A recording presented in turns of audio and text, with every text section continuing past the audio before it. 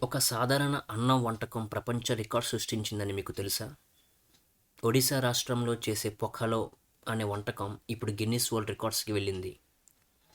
పొఖలో అనేది ఒడిశా రాష్ట్రానికి చెందిన ఒక సాంప్రదాయ వంటకం. ఇది చాలా సింపుల్.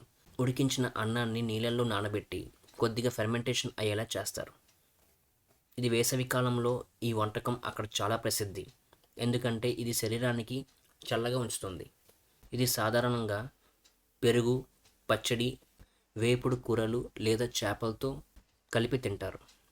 ఇటీవల ఒడిశాలో జరిగిన పొఖలో దివసం సందర్భంగా సుమారు 1174 కిలోల పొఖలో తయారు చేసి గిన్నిస్ వరల్డ్ రికార్డ్ సృష్టించారు. వేలాది మంది ఈ కార్యక్రమంలో పాల్గొన్నారు మరియు ఈ సాంప్రదాయ వంటకాన్ని ఆస్వాదించారు.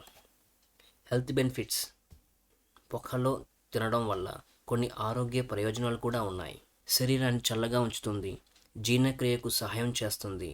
ఇందులో ప్రోబయోటిక్స్ ఉండడం వల్ల గట్ హెల్త్ మెరుగవుతుంది.